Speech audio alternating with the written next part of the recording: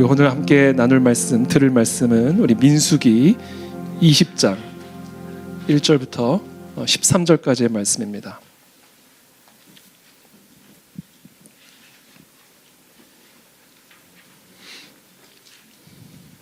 민수기 20장 1절부터 13절까지 우리 한 절씩 여러분들이 교독하겠습니다. 저부터 읽겠습니다. 첫째 달에 이스라엘 자손 곧 온 회중이 신 광야에 이르러 백성이 가데스에 머물더니 미리암이 거기서 죽음에 거기에 장사되니라. 회중이 물이 없으므로 모세와 아론에게로 모여드니라. 백성이 모세와 다투어 말하여 이르되 우리 형제들이 여호와 앞에서 죽을 때에 우리도 죽었더라면 좋을 뻔하였도다. 너희가 어찌하여 여호와의 회중을 이 광야로 인도하여 우리와 우리 짐승이 다 여기서 죽게 하냐. 너희가 어찌하여 우리를 애굽에서 나오게 하여 이 나쁜 곳으로 인도하였느냐. 이곳에는 파종할 곳이 없고 무화과도 없고 포도도 없고 석류도 없고 마실 물도 없도다. 모세와 아론이 드림에 여호와의 영광이 그들에게 나타나 여호와께서 모세에게 말씀하여 이르시되 지팡이를 가지고 네 형 아론과 함께 회중을 모으고 그들의 목전에서 너희는 반석에게 명령하여 물을 내라 하라. 네가 그 반석이 물을 내게 하여 회중과 그들의 짐승에게 마시게 할지. 모세가 그 명령대로 여호와 앞에서 지팡이를 잡으니라. 모세와 아론이 회중을 그 반석 앞에 모으고 모세가 그들에게 이르되 반역한 너희여 들으라.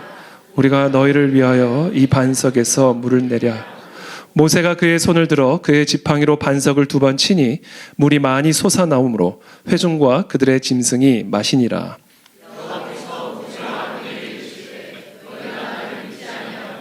이스라엘 자손의 목전에서 내 거룩함을 나타내지 아니한 너희는 이 회중을 내가 그들에게 준 땅으로 인도하여 드리지 못하리라.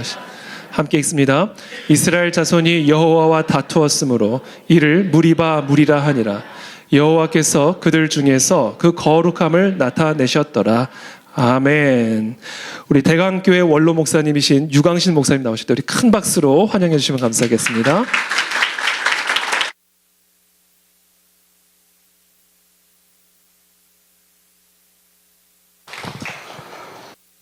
주님의 이름으로 여러분을 축복합니다. 오늘 제가 넌 그러면 안 돼. 넌 나처럼 해야 돼.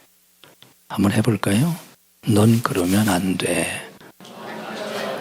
넌 나처럼 해야 돼.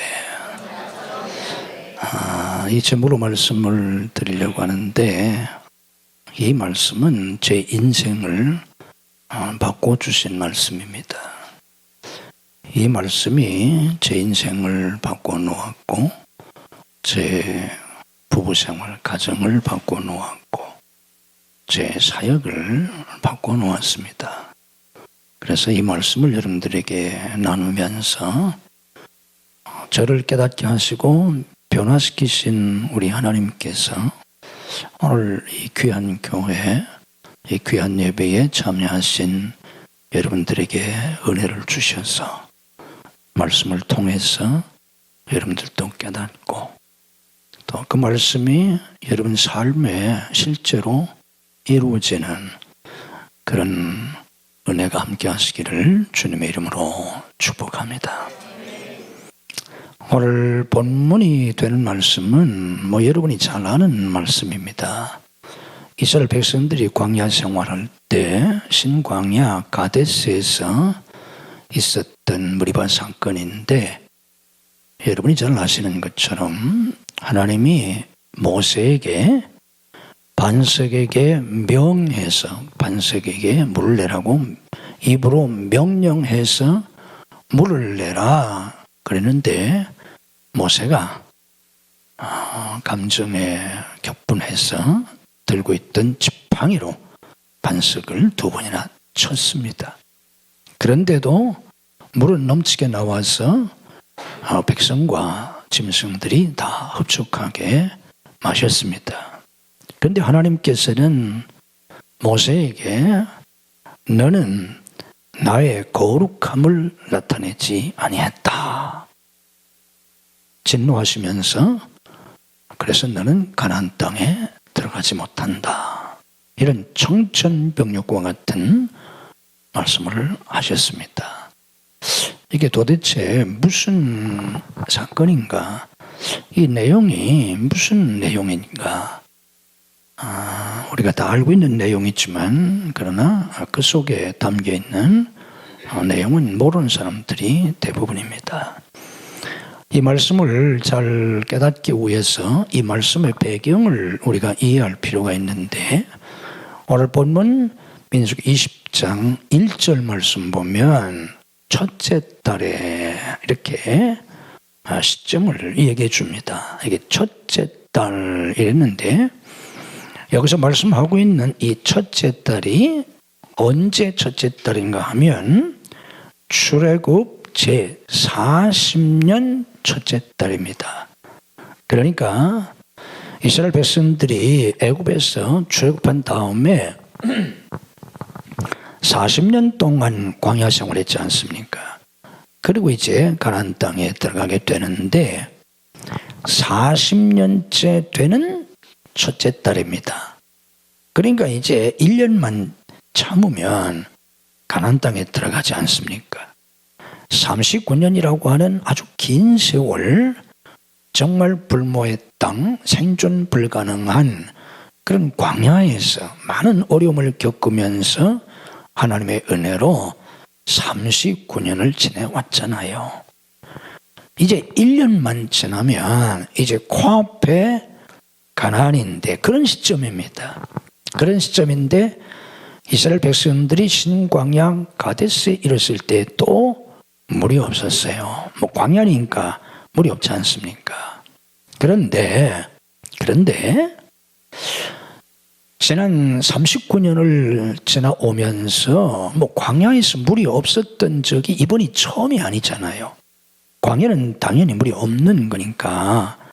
그 전에도 뭐 수없이 물이 없어서 물 문제 때문에 문제가 되었었는데, 성경이 몇 군데 우리에게 가르쳐 주는 것처럼 그 전에도 하나님이 물을 내주셨잖아요.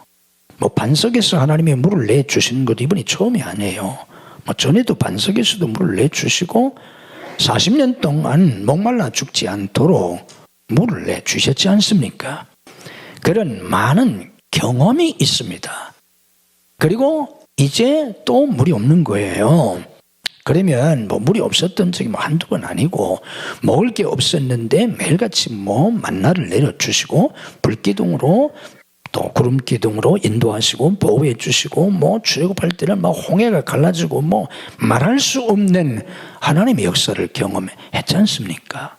그러면 이제는 물이 없어도 어떻게 해야 합니까? 여러분 같으면 어떻게 하시겠습니까? 적어도 그 안에 진리교인이라면 이런 상황 속에서 목사님한테 뭐라고 말하겠습니까? 대답 못합니까? 곤란합니까? 오히려 목사님이 이거 큰일 났네, 이거 김집사 이거 큰일 났어, 이거 어떡하지, 물이 없는데 빵이 없는데, 그러면 목사님 걱정하지 마세요, 전에도 하나님이 내주셨잖아요. 오히려 이쯤 되잖아요. 아멘? 말로만 아멘이지, 이런 일 당해보세요. 여러분이라고 뭐 나을 게 뭐 하나도 있겠나. 남의 얘기니까 아멘이 쉽게 나오지. 이스라엘 백성들이 마치 이런 상황이 첫 번 경험인 것처럼 처음 물이 없을 때 원망하고 불평하고 죽겠다고 하고 막 애굽 타령하고 난리쳤던 것과 똑같이 하는 거예요. 39년이라는 세월이 지났는데 이제 가나안이 코앞인데 화가 납니까 안 납니까? 모세가 절망이 됩니까 안 됩니까? 절망이 되잖아요. 아니 이렇게도 철이 안 드나? 여러분이 아이를 키울 때 넉 달밖에 안 됐다, 뭘 알겠어요? 뭐 울어도 나무라지 않잖아요. 이게 왜 이렇게 이 넉 달밖에 안 된 아이를 가지고 뭐 왜 우냐고 하겠어요? 우는 게 당연하지. 4살밖에 안 됐는데 막 돈 안 벌어온다고 막 야단하겠어요? 그 엄마가 미친 거지 그거는. 그런데 40살이 됐어, 40살이 됐어. 근데 4살 때 짓을 똑같이 한다. 엄마가 속 터지지 않겠어요? 병나지 않겠어요? 막 미치지 않겠어요? 너무 답답하고. 아니 40이 됐으면 정신 좀 차려, 철이 나야지. 그렇잖아요. 40년이 지났는데 똑같은 거예요. 달라진 게 하나도 없어요. 너무 절망이 되고, 절망은 분노가 되고, 이 분노를 이기지 못하고 모세는 백성들을 모아놓고 이 반역한 자들아, 구역성경에는 패역한 자들아 그렇게 번역을 했는데, 이 패역한 자들아, 우리가 너희를 위해서 똥물을 내랴? 속으로는 너희 같은 것들은 다 그냥 목말라서 죽어라, 죽어 그냥. 그런 심정이었어요. 그래서 반석을 쳤습니다. 그런데 물은 콸콸 솟아났어요. 그래서 백성들이 다 마셨습니다. 짐승들까지 다 충분히 마셨어요. 근데 하나님이 모세에게 말씀하시는 거예요. 너는 왜 나의 거룩함을 나타내지 않았느냐? 나의 거룩함을 나타내야 된다는 거예요. 하나님의 거룩함이 뭐예요? 여기서 말씀하고 있는 하나님의 거룩하심. 우리는 성경을 읽을 때 기본적으로 성경은 본래 장절이 없었다는 걸 이해할 필요가 있어요. 장절이 본래 없어요. 16세기에 그건 교육학의 편리학에서 나누는 거지. 이게 쭉 이어지는 거예요, 성경은. 그러니까 이게 앞뒤에서부터 그걸 문맥이라고 하잖아요. 이 문맥 속에서 성경을 이해를 해야 하는데, 이 본문 속에서 하나님이 모세에게 말씀하시는 하나님의 거룩하심을 나타내지 아니했다고 하는 그 거룩하심은 뭐예요? 마지막 13절 보면 여호와께서 그들에게 거룩함을 나타내셨다고 그랬어요, 하나님이. 그럼 하나님이 그들에게 거룩하심을 나타내셨다고 하는 구체적인 내용이 뭐예요? 물을 내줬다는 거예요. 물을 내줬어요. 얼마나 내줬어요? 너희들 그냥 생각 같았으면 그냥 다 목말라 죽게 하고 싶은데, 그래도 불쌍해서 내가 겨우 그냥 목을 축일 정도 물을 줄 테니까 그렇게 내주셨나요? 아니에요. 반석에서 콸콸 물이 넘쳐 흐르게 내주셨어요. 마치 하나님은 아무 일도 없었던 것처럼. 모세는 막 분이 나고 막 감정이 상해서 막 견딜 수가 없는데, 하나님은 아무 일도 없던 것처럼 그들에게 물을 내주시는 거예요. 이게 하나님의 거룩하심이라는 거예요. 신학적으로 말하면 하나님의 하나님 되심, 그것이 역사 속에 나타나는 거예요. 그게 하나님의 거룩하심이 나타났다는 거예요. 그러니까 쉽게 말하면 너는 이런 상황이라고 할지라도 내 감정으로, 내 분노로 그걸 나타내면 안 되고, 그 하나님의 그 마음, 하나님의 하나님 되심, 무한히 자비하시고 무한히 인내하시고 무한한 사랑을 가지고, 모세가 생각할 때는 그 패역한 무리들이었지만 여전히 그들에게 풍성한 물을 내주시는 그거를 나타냈어야 한다는 거예요. 이게 본문의 얘기입니다. 이해가 갑니까? 이해가 안 가면 나중에 목사님한테 또 배우세요. 이 진리인데, 저는 이 진리를 성경에서 배우기 전에 가정생활을 하면서 예수님께 제가 배웠어요. 예수님께. 제가 시골에서 전도사로 목회를 하다가 군목에 갔어요. 육군 군목으로 가서 맹호부대에서 제가 군목 생활을 했는데, 이제 군에 가서 군목은 장교니까 결혼을 했어요. 중매로 결혼을 했는데, 제가 집사람하고 결혼해서, 저는 목사니까 저는 아주 어렸을 때부터 초등학교 들어가기 전부터 교회를 다녔어요. 그리고 학교에서도 전 모범생이었어요. 그리고 뭐 가정에서도 제가 뭐 잘 말썽 안 부리고 이렇게 잘 자랐어요. 사실입니다, 여러분. 난 뭐 다른 사람과 싸워보지도 않았고 또 집사람도 중학교 때 은혜를 받고 목사한테 시집가겠다. 그래서 세상적으로 뭐 여러 좋은 자리 다 마다하고 집안 식구들이 다 반대하는데 저하고 결혼했어요. 그러니까 당연히 행복하게 살 줄 알았어요. 내가 결혼해서 뭐 싸운다든지 뭐 불행하다든지 생각해 본 적이 없어요. 근데 결혼을 했는데 그게 아니더라고요. 싸웠어요. 왜 싸워? 싸울 때 왜 싸웁니까? 키가 안 맞아서 싸우는 게 아니라 키 안 맞아서 싸우는 사람은 거의 없어요. 그 결혼할 때 키가 중요하잖아요. 뭐 얼굴이 안 맞아서 싸우는 것도 아니에요. 뭐 덜 이쁘다고 그래서 싸우는 사람도 거의 없어요. 그런 것도 다 중요하잖아요. 마음이 안 맞아서 싸우는 건 마음이 안 맞아서 싸우잖아요. 뭐 이 동네는 어떻게 싸우는지 모르지만 보통 사람들은 마음이 안 맞아서 싸우는 거예요. 키 안 맞아서 싸우는 게 아니고 집사람하고 안 맞아요. 살아보니까 안 맞아. 왜 안 맞아? 집사람은 뭐예요? 여자예요. 나는 남자고. 남자고 여자는 맞는다 안 맞는다? 맞는다? 이 동네는 맞아요? 남자하고 여자하고 맞으면 이건 생물학적으로 문제가 있는 사람. 안 맞는 게 정상이에요. 맞는 건 그 이상한 거예요. 그거 치료받아야 돼요. 맞는 사람은 안 맞기 때문에 이성이에요. 절대 맞을 수가 없어. 남자고 어떻게 여자고 맞아요? 그건 이상한 남자, 이상한 여자지. 절대 안 맞게 돼 있어요. 전 몰랐어요, 그거를. 저는 충청도 아주 순수한 토박이 충청도에 집사람은 경상도. 충청도 사람하고 경상도 사람에게 맞냐? 안 맞아. 안 맞게 돼 있어요. 자라는 배경도 다르고 안 맞아. 안 맞는 게 너무 많아.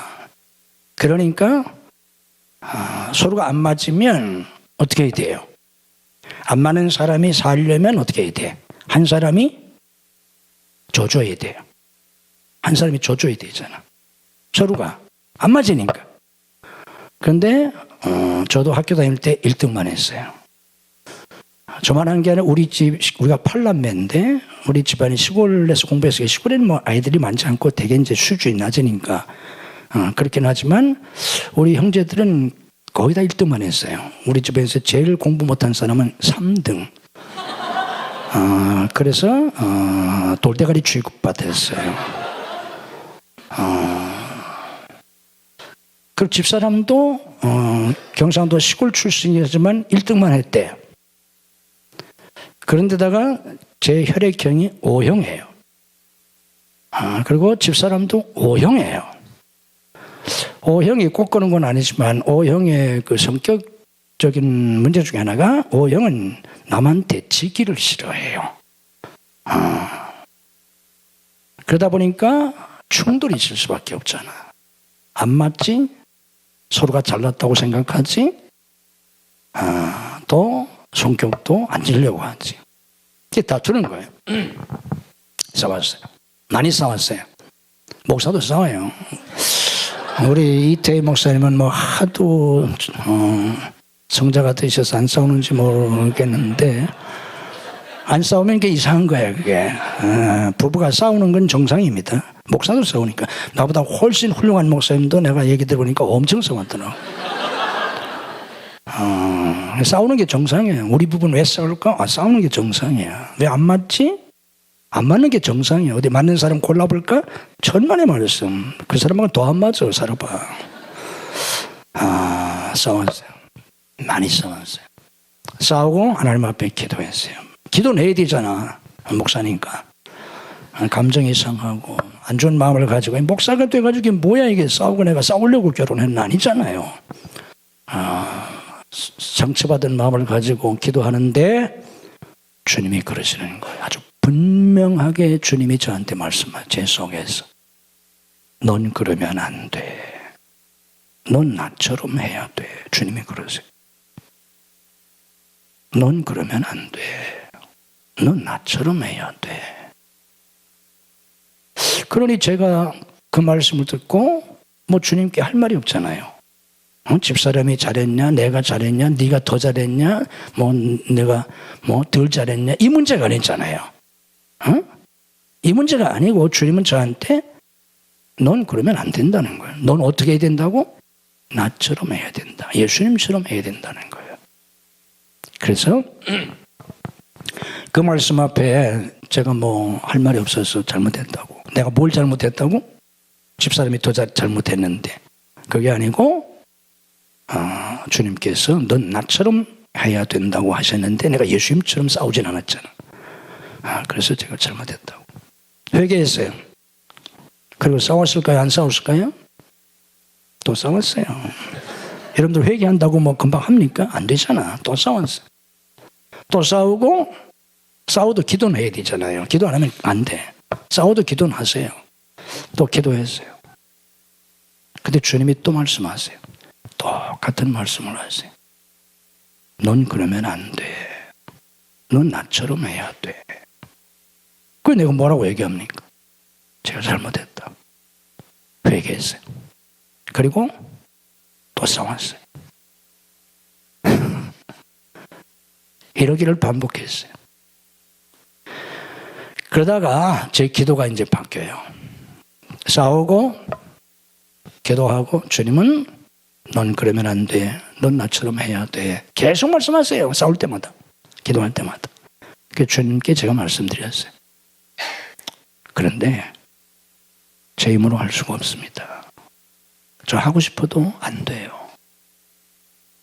주님, 나를 변화시켜 주세요. 성령님, 도와주세요.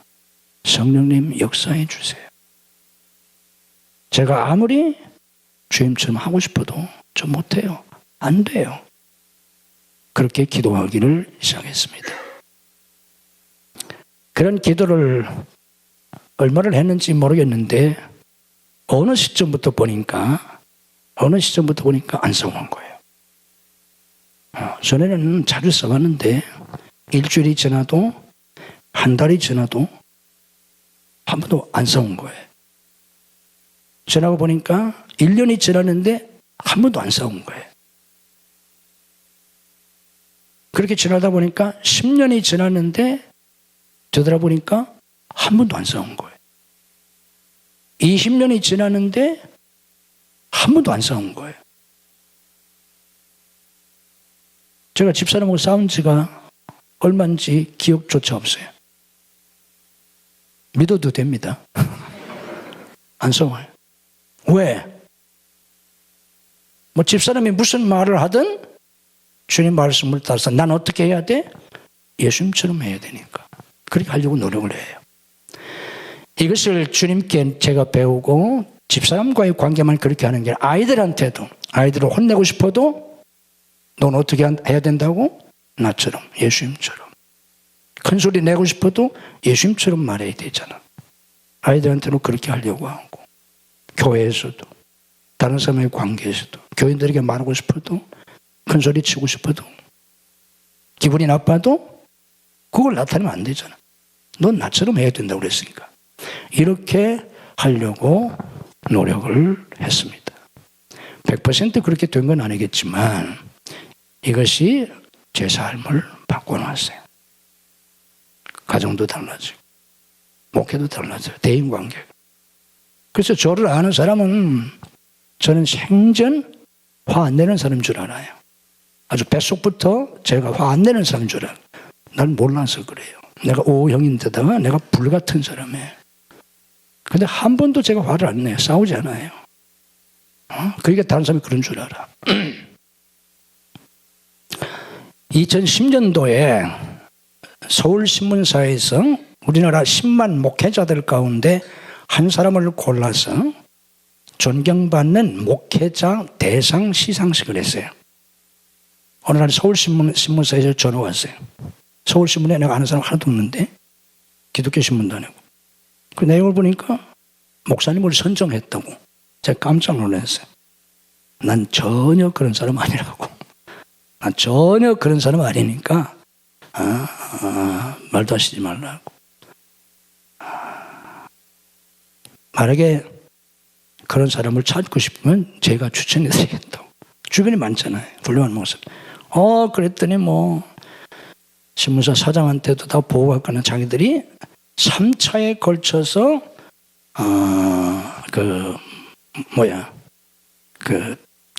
시험을 했대요. 3차에 걸쳐서 다 테스트를 해서 다 하게 사장 결제까지 받아서 뭐 안 되면 안 된다고 막 그래가지고 할 수 없이 그냥 제가 받았어요. 물론 그때나 지금이나 제가 그런 자격이 있다고는 솔직히 1%도 생각 안 해요. 근데 어쨌든 자기들이 뭐 3차에 걸쳐서 심사하고 줬다고 그래요. 몇 년이 지났는데 경향신문사에서 전화가 왔어요. 목사님 존경받는 목회자 대상 시상을 좀 드리고 싶다고. 진짜 아니라고 좀 제발 좀. 그때는 안 받았어요. 미리 해가지고. 뭐 제가 그런 목사란 얘기가 아니라 그래도 그렇게 살려고 했더니 남이 나보고 나쁜 사람이라고는 안 하더라. 그 말이. 나쁜 목사라고는 안 하더라. 나를 아는 사람들이에요.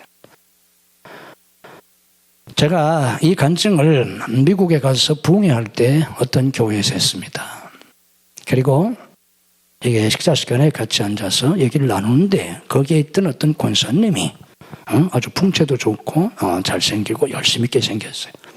얘기를 들어보니까 굉장히 신앙생활을 열심히 한대. 그 교회에 아주 평신도 리더 중에 한 분인데 알아보니까 지금 30년째 남편하고 별거하고 있대.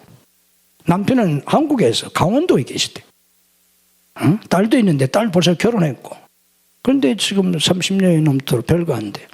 그래서 제가 권사님 그러면 안 된다고. 그렇게 살면 안 된다고. 둘이 뭐 이혼한 것도 아니고 그럼 별거를 지금 한두 해도 아니고 전화해서 무조건 잘못했다고 그래라 남편한테. 무조건 잘못했다고. 그리고 만나거든 옷을 곱게 차려입고 이쁘게 화장하고 남편 앞에 큰 절을 하고 제가 잘못했다고. 정말 제가 잘못했다고. 용서해달라고. 용서를 빌어라. 뭘 잘못했다고? 뭘 잘못했다고? 또 감이 안 와요? 예수님처럼 당신에게 했어야 하는데 이게 모세만의 얘기가 아니잖아요. 주님이 저에게 하신 말씀이 저만 그렇게 하라는 게 아니잖아요. 아멘? 여러분 모두가 마찬가지잖아요. 그러니까 내가 당신에게 예수님처럼 했어야 되는데 너무 잘못했다고. 그걸 회개하고 용서를 구하라 그 말이에요. 내가 그분에게 조언하는 게 그렇게 하라. 내가 이렇게 권면하고 봉회를 마치고 왔어요. 한 달이 지난 뒤에 동남아 선교지에서 그 미국에 있는 목사님을 만나서 궁금해서 제가 물어봤어요. 그때 그 권사님 어떻게 됐냐고. 그랬더니 그때 화해하고 지금 유럽 여행 중이라고 그러더라고요. 잘 됐다고. 그리고 나서 한 1년이 지난 뒤에 다시 그 목사님을 만나서 궁금해서 그때 그 권사님 아직도 잘 사시느냐고 물어봤더니 다시 헤어졌대. 그 남편이 도저히 당신하고는 못 살겠다고 다시 갈라졌대. 왜 그러실까요? 왜 다시 헤어져야만 했을까요? 그 권사님이 제 얘기를 듣고 권면을 듣고 깨닫고 그렇게 해야 되겠다고 생각했지만 그래서 다시 화해까지는 했지만 속 사람이 변하지 않아서 속 사람이 자아가 죽지 않아서 또 나타나는 거예요. 그러니까 살 수가 없는 거예요. 우리 기독교 신앙은요, 이제부터 제가 성경을 좀 설명해 드릴 테니까 잘 들으세요. 우리 기독교 신앙은요, 예수 믿고 구원받아서, 아멘? 예수 믿고 구원받아서 어떻게 사는 것이다? 예수님처럼 사는 거예요. 따라서 해보세요. 예수 믿고 구원받아서 예수님처럼 산다. 예수 믿고 구원받아서 천국 가는 게 아니에요. 천국 물론 가요. 예수 믿고 구원받아서 천국만 가면 되는 게 아니야. 예수 믿고 구원받아서 부자 되는 게 중요하지 않아요. 제가 팔남매인데, 팔남매 중에 제 막내, 제가 7째고 제가 막내인데, 제 막내 동생은 사업을 해가지고 엄청 부자예요. 사업에 성공해가지고. 다른 형제들보다 뭐 100배, 1000배 잘 살아요. 보통 잘 사는 게 아니에요. 물질적으로. 그럼 그 동생을 만날 때마다 제가 뭐라고 하게요? 너 사업하지 마, 그래요. 사업 좀 그만해. 나 그만하라고 그래. 얘기할 때마다. 뭐 하라고 돈 버냐, 돈 무슨 뭐 하려고. 사업 좀 그만해라. 재벌 되면 뭐 합니까? 예수 믿고 구원받아서 부자 되는 게 기독교가 아니에요. 뭐 부자가 될 수도 있어요. 뭐 다 뭐 안 된 건 꼭 나쁘다는 얘기가 아니라 그게 목표가 아니다 그 말이지. 그게 핵심이 아니에요. 줄 세는 것도 아니고.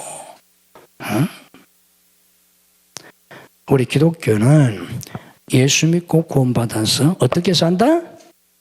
예수님처럼 사는 것. 아멘. 저나 여러분이나 뭐 목사만 대표로 그렇게 사는 게 아니에요. 우리끼리 그냥 알아서 살 테니까 목사님 혼자 그 대표는 하나 있어야 되니까 아니에요. 그 성경에 그런 게 어디가 있어. 목사나 선교사나 교인이나 장로나 집사나 누구나 다 우리가 예수 믿고 구원받았으니까 어떻게 살아야 돼요? 예수님처럼.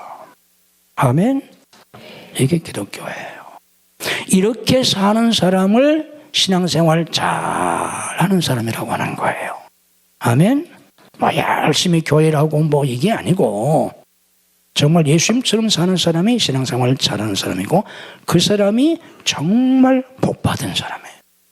우리 그 사람을 복받은 사람이라고 하는 거예요. 여러분 모두가 다 그렇게 사실 수 있기를 주님의 이름으로 축복합니다. 자, 그런데 여러분이 깨달아야 될 중요한 진리가 뭐냐고 하면 내가 예수님처럼 살고 싶은데 살아야 된다는 걸 깨닫고 살고 싶은데 이게 된다 안 된다? 살아보니까 된다 안 된다? 안 된다는 거예요. 여러분들이 뭐 교회 와서 막 은혜 받고 막 그냥 찬양 참만 막 두 손 들고 막 열심히 하고 좋아요. 여러분 찬양 잘해서 너무 좋은데 그런데 나가서 살아보는데 가정에 가서 직장에서 사회에서 내가 예수님처럼 살 수 있나? 안 된다는 거예요. 열심히 노력하면 된다? 안 된다는 거예요. 안 돼, 해봐. 저처럼 이렇게 어렸을 때부터 교회 나가고 어렸을 때부터 목회를 하고 한평생 목회만 한 저 같은 목사도 안 돼요.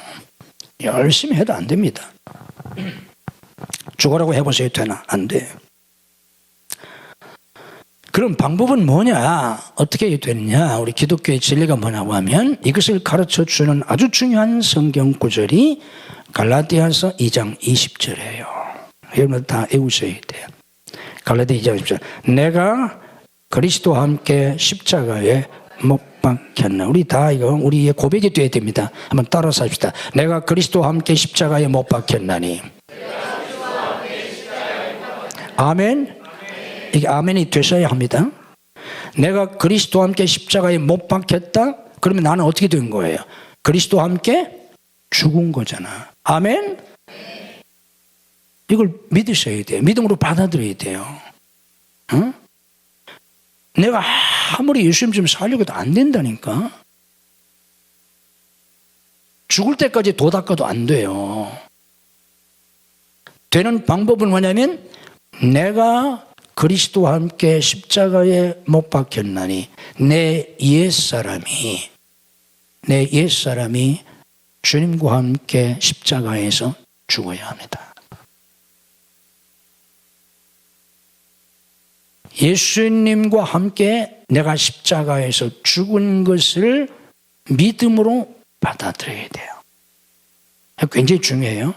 다시 말하면 예수님이 내 죄를 대신 짊어지시고 십자가에서 죽으신 것을 우리가 믿지 않습니까? 아멘? 다 믿죠? 예수님이 죽으신 거, 그리고 내 죄를 대신 짊어지고 죽은 걸 믿잖아요? 근데 그것만 믿어서는 안 돼. 내가 그 예수님을 믿고 예수님의 이름으로 세례를 받잖아요. 세례는 하나의 이걸 나타낸 의식인데, 내가 예수님을 믿을 때 예수님과 함께 나도 십자가에서 죽은 걸 믿어야 합니다. 믿는 거예요. 꼭 믿으셔야 돼. 나 죽었다. 믿음으로 고백합시다. 나 죽었다. 멀쩡히 살아있는데 뭐가 죽었다는 거? 내 옛사람이 죽었다. 아멘. 주의 종으로 살아가던 육의 사람, 내 옛사람이 죽었다. 이걸 믿으셔야 돼. 이걸 믿음으로 받아들이는 거. 이거 안 받아들이면 절대 예수님 좀 살 수가 없어요. 자, 그 다음에 뭐예요? 내가 그리스도와 함께 십자가에 못 박혔나니, 그 다음에 뭐라고 했어요? 그런 즉 뭐야? 이제는 내가 사는 것이 아니요. 따라서 하십시다. 내가 사는 것이 아니요. 내가 그리스도와 함께 십자가에 못 박혀 죽었기 때문에 이제는 내가 사는 게 아니에요. 자, 여기에 기독교에 아주 중요한 진리가 있어요. 왜 우리가 신앙생활에 실패하느냐? 아무리 기도해도 안 되잖아. 나 금식기도 40일 금식기도 한 사람이야, 내가. 뭐 하루, 뭐 3일, 뭐 일주일, 막 열흘, 막 함께 금식은 내가 몇 년도 한 사람이에요. 아무리 기도해도 안 돼. 이러면 해보세요. 되나, 그게. 40일 금식은 40분 해도 안 돼. 방법은 뭐냐고 하면, 내가 주님처럼 사는 게 아니고요. 내가 어떻게 주님처럼 살겠어? 돼지 보고 양반처럼 살아라. 아니, 돼지가 어떻게 양반처럼 살아? 별짓을 해도 돼지는 양반처럼 못 살잖아요. 아니, 우리 같은 죄인이 어떻게 예수님처럼 살아? 노력한다고? 도 닦는다고? 밥 먹고 도만 닦아봐요. 되나, 그게? 안 됩니다, 여러분. 방법은 뭐예요? 내 옛사람이 주님과 함께 죽고 이제는 내가 사는 것이 아니에요. 이게 중요해요. 내가 예수님처럼 살려고 하는 게 아니고 이제는 내가 사는 것이 아니요, 내 속에 누가 사신다고? 그리스도가 사시는 것이다. 아멘? 이게 답이에요. 내가 좀 그렇게 살아보겠다고 예수님처럼 택도 없어요. 내가 사는 것이 아니에요. 이제는 내 속에서 누가 사셔야 돼? 예수님이 사셔야 돼. 그분이 나타나는 거예요. 그분이 사는 거예요. 그 안에 진리처럼 그분이 사시는 거예요. 그분이. 아멘. 이게 기독교예요. 그분이 사시니까 그분처럼 되는 거잖아요. 그분이 사시니까 이게 기독교입니다. 자, 이런 삶을 사는 데 있어서 또 하나의 중요한 진리가 뭐냐고 하면 누가복음 9장 23절이에요. 이 구절이 또 아주 중요해요. 누가복음 9장 23절 다 알죠? 이건 모르면 안 돼. 누가복음 9장 23절 뭐예요? 아무든지 나를 따라오려거든 뭘 어떻게 하라고? 자기를 부인하고. 자기를 부인하고. 이게 중요해요. 날마다 제 십자가를 지고 나를 따를 것이니라. 자기를 부인해야 돼요. 자기 부인, self denial. 이 자기 부인이 뭐냐? 이 자기 부인하고 비슷한 말이 자죽음, 자죽이기 이런 건데, 이 자기 부인이란 이 말은 자기 죽이기가 아니에요. self killing이 아니에요. 나를 죽이려고 해보세요. 내가 죽나? 더 살아는 안 죽어. 죽은 것 같다 어느 날 한번 일어나면 더 무서워. 큰일 나. 그게 아니야. 신앙생활 한다는 건 참고 한번 폭발하면 난리 나. 그게 아니고 자기를 부인하는 거예요. 내가 없어지는 것도 아니고, 난 예수 믿고 이제 난 이제 다 죽었다. 그래서 난 뭐 먹고 싶은 거 없다, 마시고 싶은 것도 없고, 뭐 갖고 싶은 것도 없고, 뭐 가고 싶은 것도 없고, 그건 뭐예요, 그건? 말이 안 되잖아요. 어떻게 살아있는데 그건 죽었을 때나 가능한 거지. 살아있는 사람은 그렇지 않아요. 개성이 다 있어요. 자기 욕망도 있고 그렇잖아요. 그런데 자기를 부인한다는 거예요. 이 부인한다고 하는 이 헬라어가 알레오마이라고 하는 단어인데, 이 말은 무슨 뜻이에요? 거절한다, 받아들이지 않는다는 거예요. 내 속에서 이런 게 일어날 때 우리는 그것을 그냥 받아들이고 그것을 이루려고 몸부림치는 게 아니고, 그것을 이루어 달라고 하나님의 도우심을 구하는 게 아니라 그거를 부인한다, 거절한다, 받아들이지 않고 자기를 부인한다는 거예요. 자기를 부인하고 뭐 한다고? 날마다 뭐 하라고? 제 십자가를 지고. 십자가를 진다는 게 뭐예요? 이것을 구체적으로 가르쳐주는 성경이 빌립보서 2장 5절로부터 8절이에요. 그걸 뭐라고 그랬어요? 너희 안에 이 마음을 품으라 곧 그리스도 예수의 마음이니. 그 예수의 마음이 뭐라는 거예요? 6절 이하에서 설명하잖아요. 그런 근본 하나님의 본체시나 하나님과 동등됨을 취할 것을 여기지 아니하시고 자기를 비워 종의 형체를 가져 사람들의 모양으로 나타나셔서 십자가, 하나님께 복종하기를 십자가에서 죽기까지 복종하셨다. 이게 빌립보 2장 5절에서 말씀하고 있는 예수님 마음이에요. 이게 십자가 지는 삶이에요. 자기를 비워서 종이 되어서 하나님 뜻에 죽기까지 순종하는 것. 이게 내 속에서 그리스도가 사는 삶이에요. 내 계획, 내 주장, 모든 것 다 거절하고, 하고 싶어도 안 하고, 가고 싶어도 안 가고, 먹고 싶어도 안 먹고, 하나님 뜻에 죽기까지 순종하면 그때부터 내 속에서 주님이 살아 역사하신다, 그 말이에요. 아멘? 주님이 역사하세요. 우리는 보통 어떻게 합니까? 신앙생활을 열심히 한다고 하면서도 모든 것을 내가 결정해요. 날 내가 잡아. 결혼 날짜든 이사 날짜든 뭐 교회 체육대회든 내가 잡아놓고 기도합니다. 어떻게? 비 오지 않게 해주세요. 그러잖아. 자기가 가고 싶은 학교를 자기가 결정합니다. 부모하고 결정하든 선생님하고 결정하든 자기가 결정하고 합격하게 해주세요. 그러잖아. 그리고 합격하지 못하면 뭐 재수하고 삼수하고 뭐 어떻게든 가려고, 또 안 되면 하나님 뭐 미워하네, 뭐 응답하자네 또 난리치고. 근데 중요한 건 지가 결정했잖아. 내 이 학교 가고 싶어요. 가야 돼요. 하나님 도와주세요. 지혜를 주세요. 뭐 능력, 뭐 어쩌고저쩌고 했잖아. 직장을 자기가 선택하고 취업되게 해주세요. 사업을 자기가 하고 이 사업 축복해 주세요. 잘 되게 해주세요. 목사님들에다가 막 개업 예배 드리고 막 축복기도 받고, 막 어떤 사람은 막 새벽마다 나와서 축복기도 받아. 근데 그 모든 결정은 누가 했다고? 내가. 그리고 축복해 달라는 거예요. 안 해주면 뭐 이런저런 뭐 하고, 뭐 낙심하고 실망하고, 뭐. 이게 그리스도인의 삶이 아니라는 거예요. 자기를 부인하고 자기 십자가를 지고 주님을 따른다는 말은 의사결정권을 주님께 이양하는 거예요. 이양이라는 말 알지요? 위임이라는 말도 있고 위탁이라는 말도 있지만 이양이라는 말. 이양은 영어로 handover예요. handover. 그분 손에 넘겨드리는 거야. 의사결정권을 주님께, 그래서 주님이잖아요. 주님께 이양하는 거예요. 주님이 결정하세요. 내용은 누가 짠다고? 내용도 주님이.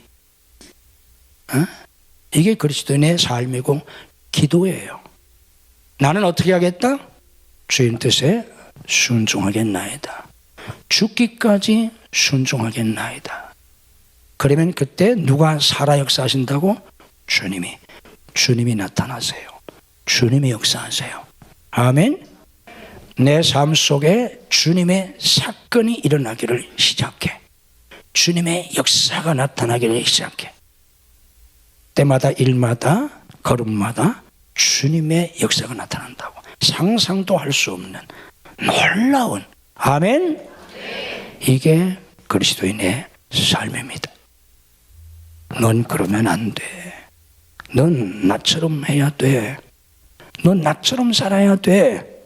나처럼, 누구처럼? 예수님처럼.